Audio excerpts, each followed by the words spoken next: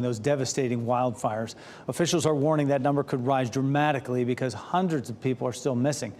This comes as questions are being raised about the emergency response to this disaster. NBC's Miguel Almaguer has more from the people who live there about what they're trying to do to move forward. Amid the haunting, smoldering ruins of Lahaina, the sense of loss is overwhelming. It takes a toll on you emotionally, mentally, and then, of course, physically. This morning, officials will begin releasing the names of the deceased whose remains have been identified. Canine teams still going house to house in a somber search for victims. It's not just ash on your clothing when you take it off. It's our loved ones. Meanwhile, investigators are trying to determine how the fire started and whether so much loss could have been prevented. A brush fire near Lahaina was first reported early Tuesday morning, and some evacuations were ordered just after 6:30 a.m. But Maui officials thought they had it under control, announcing 100% containment around 9 a.m., possibly giving residents a false sense of security.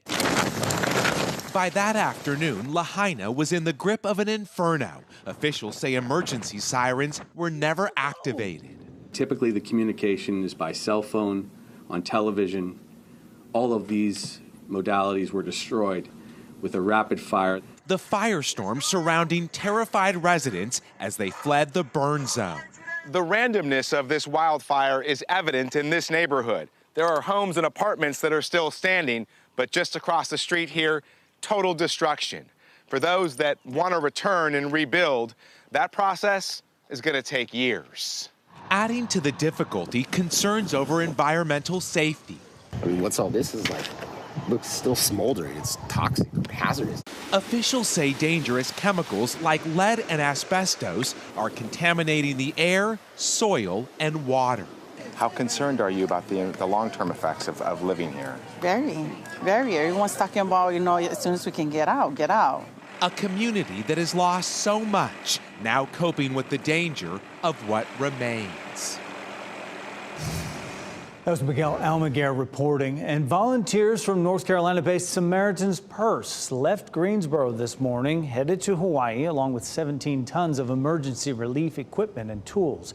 Disaster response specialists are assessing the damage and coordinating with local authorities about how to best help. Samaritan's Purse volunteers will serve in Maui, sifting through the ashes, looking for people and priceless mementos and items that may have survived the flames. They need all the help they can get. Unimaginable scene there. It's horrible to see what they're going through. It was usually a paradise for vacationers. Yeah. Right here, Elizabeth Gardner in the WRAL Severe Weather Center. It is hot, and it's going to get hotter.